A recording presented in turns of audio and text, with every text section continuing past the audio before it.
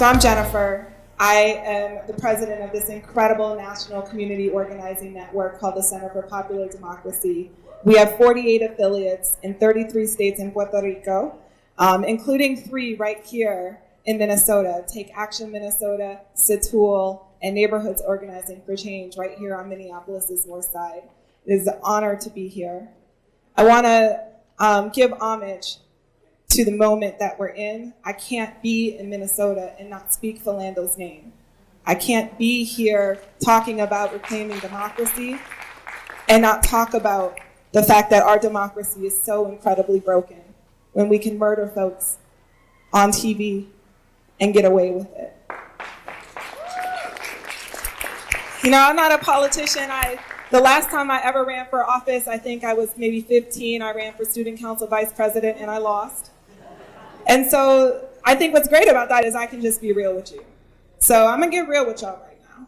And I don't think I'm gonna say anything y'all don't know, but I've spent the last 2 decades of my life building power and organizing in communities as a community organizer. 2 weeks ago, I was with 200 of our members from across the country as they were getting arrested in the halls of Congress and in the offices of senators. It's there at 1 a.m. as the vote was announced, and we found out that we had defeated Trump Care for the 4th time.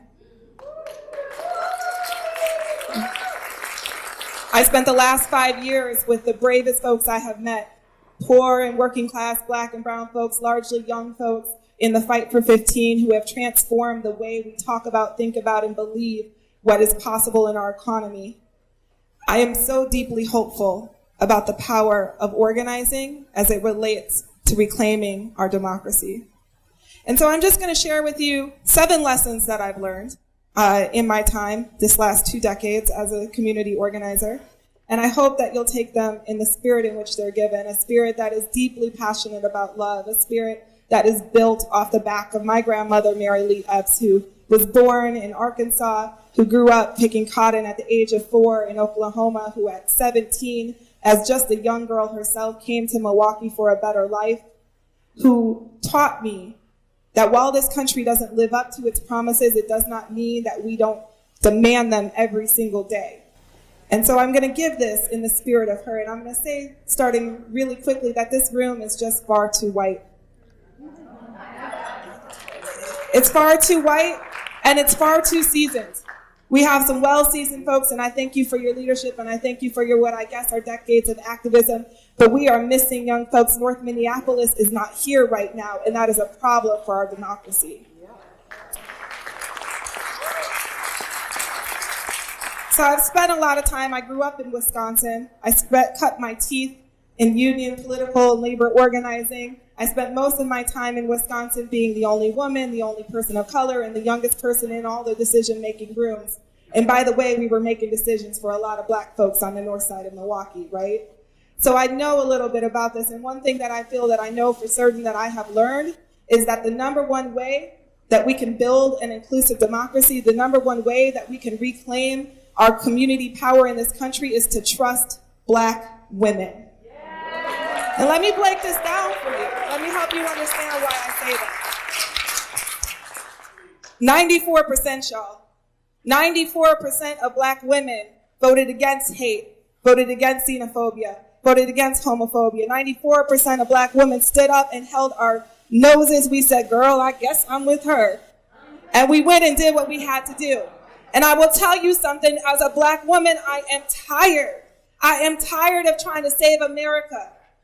All right? I'm tired of it. Without the respect, the authority for making decisions, the ownership over the strategy that our folks deserve. So if we want to build an inclusive democracy, then we need to start by trusting Black women. And let me tell you, when the incredible Representative Maxine Waters said she was reclaiming her time, she wasn't just talking to the person in the hearing who was disrespecting her and refusing to answer her question. She was speaking on behalf of Black women everywhere who are reclaiming the time we have put into these social movements without getting anything back in return. And so I'm here to reclaim some of that time today. Across this country, women are in formation, right? There are incredible, incredible Black women who are stepping forward, stepping out, stepping up to lead, and we need to get information behind them. If you have not donated to Stacey Abrams, if you have not checked yourself because we let folks like Tashara Jones in St. Louis go down in flames, lose by 800 votes because we didn't stand up for Black women, then it's time that we get real serious about getting information behind the leadership of the incredible Black women in this country. And so while we're at it, let's talk about why. Let's talk about why. Because Black women, when you listen to their vision is about an inclusive democracy. And I don't just mean cisgender Black women. Let me tell you that Black trans women have been holding it down since Marsha P. Jones in New York started Stonewall. Y'all, we got a problem because the leadership, the news media, particularly in the Democratic Party, and I don't want to make this about parties, but I'm going to say this, that if we believe and fall for this line that it is about the white working class who will save these next elections, we are going to be in the exact same position. It is that thinking that got Trump elected. So let me be very clear. It is not about the working class. It is about race, full stop, period. Representative Ellison did an incredible job talking about the history of coded language, the history of dog whistle politics. Well, let me tell you something. We think that if we minimize race, if we ignore race, if we hide race, that somehow racism will go away. It doesn't. And you know what? While we're busy not speaking to it, the Republican Party, they are busy talking about race every day in salient ways that are connecting with folks who are struggling. So if we want to build an inclusive democracy, we need to confront race head on. And while we're at it, let's talk a little bit about identity politics, because I've been hearing that word. It's been all over my social media feed, especially after the governor of West Virginia decided to go Republican. There's a lot of folks talking about identity politics. I'm not exactly sure what that is. I'm guessing that it means something that if you have an identity other than cis white male, that it's your politics? I'm a little confused. My politics are my politics, and I come to them wholeheartedly as who I am, a queer Black woman from the north side of Milwaukee. That's not about some special category. That is about demanding the full freedom, as Dr. Martin Luther King deserves, that I should have been given by birth. And so we need to understand, right? We need to understand how these divisions are created. Why do I say we need to talk about race? Why is that important? Dr. King talked about something else. He talked about this false doctrine of white supremacy, right? That continues to divide folks who should be natural allies. I come from Wisconsin. In my state, we lost by 22,000 votes. We probably should have been more, to be quite honest with you, because we disrespected the voters in the state. Keith Ellison talked about the campaign mode. Well, I'll tell you, in Wisconsin, Bernie Sanders won 71 out of 72 counties in the primary, and Hillary Clinton didn't come back to our state not one time to talk to folks after that primary.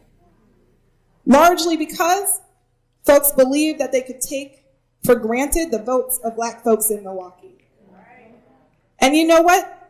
I am proud that there were conscientious objectors, that there were people who voted the way that they voted, there were people, we had 130,000 people vote third party.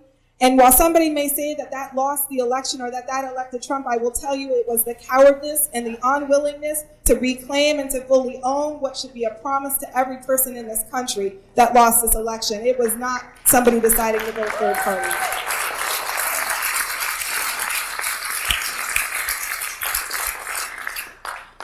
I want to talk about race because, as Keith said, our economy, the entire view of capitalism is centered on race. It is not intersected. It is not, they're not parallel tracks. It is about race.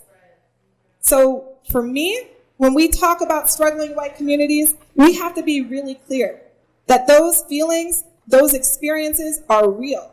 Those experiences that folks are feeling in West Virginia, the fear and the anxiety, that is a real thing. That is not fake. And so for us to build power, we have to be able to say very clearly that you should not have to get black lung disease just to feed your family. And as a black woman from Milwaukee who literally every day sees people doing anything and everything they can to survive, I can say you shouldn't have to go to jail to work at Starbucks or Victoria's Secret or Whole Foods. You shouldn't have to go to jail to find a job in a prison labor camp. And my white brothers and sisters, you shouldn't have to die or get sick to feed your family. I can say it authentically and fully and own it. I don't know that everybody in the Democratic Party can say the same. And while we're at it talking about identity politics, I want to say that it was just here in North Minneapolis when Bernie Sanders stood in front of a room full of black folks and said that he didn't believe in reparations. And so for the folks who want to tell me who my savior is, let me be very clear. I might align more with one person or another, but if you're not talking liberation, if you're not talking freedom, you are not a savior to me. You are not going to make me feel guilty about how I choose to vote. And let's talk about that for a second, because the denial of reparations for black communities is about anti-black racism. Explain to me why we can talk about reparations, why we have given reparations to Native populations, to Jewish populations, to the folks who were interned in our country, and yet the second we talk about reparations for black folks, our white brothers and sisters go silent, go scared, think it's a distraction, a division. We cannot reclaim and build an inclusive democracy if we can't say something as simple that the millions and millions of black folks who built this country on their backs deserve some reparations for the oppression that they face and continue to face today.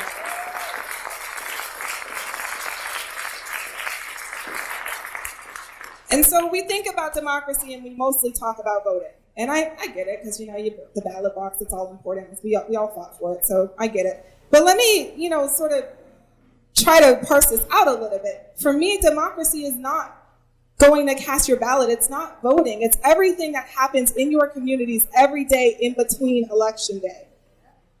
And our communities are rising up. Our communities right now are the best example of inclusive democracy that we can ever hope for. When I talked about being in the Capitol building, in the halls and in the offices of these senators with these hundreds of people, these brave people who were engaging in civil disobedience, I should say to you that it was largely led by people living with HIV. It was largely led by people with disabilities. It was largely led by black and brown queer folks who were standing up and have been standing up way back in the days since the ACT UP days, right, for the freedoms that we all hope to enjoy one day. And so for them, that act of civil disobedience was more about demonstrating their commitment and their passion for our democracy than pulling a lever or pressing, I guess you press a button now when you go vote, if you have those electronic machines, than pressing a button ever was. The fourth point that I've learned is that democracy must be claimed. It will never be given to us. And it has to be claimed from the ground up, not the top down.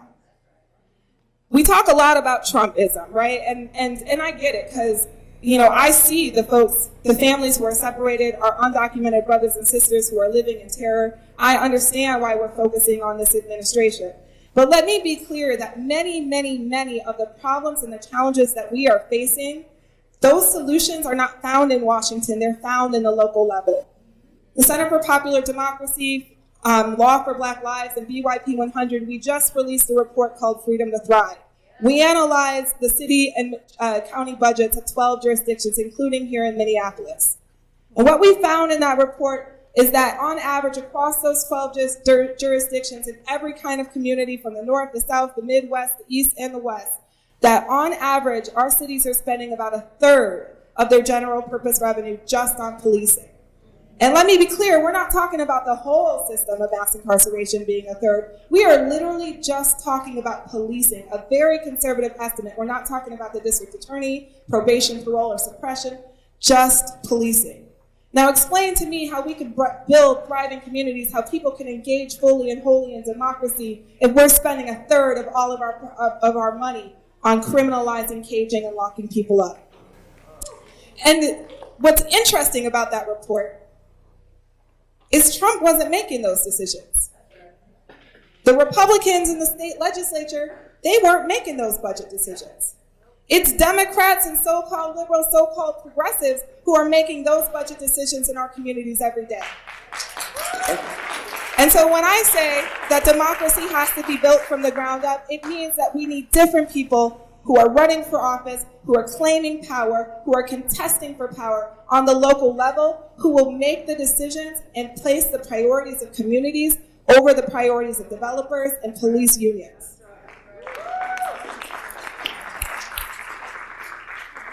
I'm glad Keith talked a lot about the fake news media, sort of the electoral class, different structures, because I think, the fifth thing that I really learned is that their structures, whether it's mainstream media, whether it is the consultant class, whether it's the pollsters, their structures are never going to bring us liberation. If we want real freedom for this country, we have to create and reimagine and transform systems for freedom, not for a little bit more, right? Not to be a little bit less poor. We need to stop talking about minimum wages, and we need to start talking about living wages.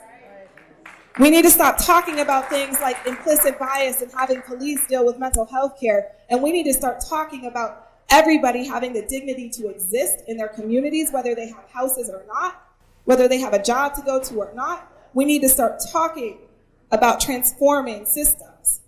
And we can't do that if we can't reimagine this country. If we can only believe that this country is as good as the people in power have let it become. One of the key lessons I learned from those brave workers on the Fight for 15, who through their strikes, through their brave actions, and let me just remind folks that 5 years ago, the Fight for 15, it seems very like, oh yeah, of course now. 5 years ago when we started, we were laughed out of the room by Democrats and Republicans. We were told by friends and family we were insane, and how dare you even ask for more. Those folks had to go deep, deep within themselves. They had to come out of the shadows of poverty, and they had to believe that they were more valuable than others were telling them. And because of them, millions, tens of millions of people around this country saw increases in their wages in this last year. So that belief is important, it is critical, and we must install it in all of us. My time is almost up, so I'm going to give you my last couple of points really quickly. First and foremost, this is my 6th point. Please stop letting mediocre white people fail up in our political system. I'm just going to say it. Kick out the pollsters. Kick out the communications consultants. They do not spend time in Black and brown communities, and they sure as hell don't spend any time in struggling white communities. So they are so disconnected from what is happening on the ground. You know, the key economic message of the Democratic Party was we all do better when we all do better. What? No, we don't. And you got people in rural Wisconsin, in rural Minnesota, rural places all over this country. You got people in urban cities all over this country going, where the hell you been? Because you might be doing better, but I sure as hell ain't. We need to stop that. We don't all do better when we, quote unquote, all do better. In fact, some of us do worse when y'all do better. So we need to get real about what we're talking about, and we need to offer real solutions for the problems and challenges and the real struggles communities are having.